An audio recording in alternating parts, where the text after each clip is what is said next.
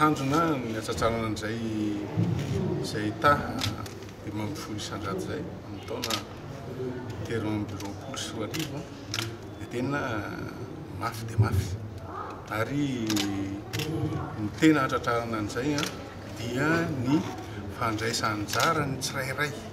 Izany hoe zany ny tsirairay dia citoyen rehetrarehetra, ny olom-pirenena rehetrarehetra zany dia tokony mandray anjara amin'izay tanjona izay.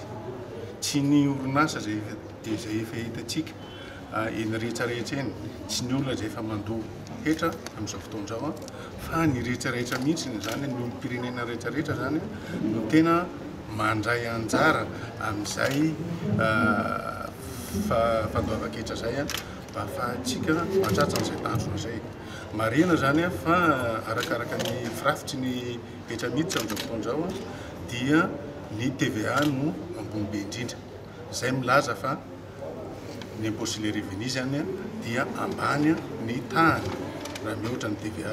TVA moa zany dia hetra alaina amin'ny consommation zany, ny fandaniana. Fa ny tena zava-dehibe zany dia ny fiakarany hetra izay alaina amin'ny olona tsirairay. Raha amin'ity taona 2024 ity dia vinavinaina ho any amin'ny 370 miliara ariary zany no tanjona ho tratrarina. Izany hoe zany tsika zao dia efa mananika eo amin'ny antsasana izay tanjona izay. Minao zany fa ho tratra zany tanjona zany raha mitohy ny fandehany sy ny ritmany fandoavan-ketra. Tsy foana zany ny fiakarany vola miditra ny hetra mihitsy, fa tsy nisy ny fampiakarana ny tahany hetra.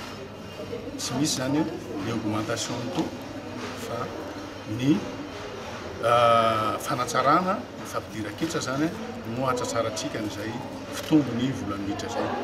Mariko eto zany fa tena hoe vitso ny ampahany azo avy amin'ny impôt sur les revenus société zany na personne physique azafady.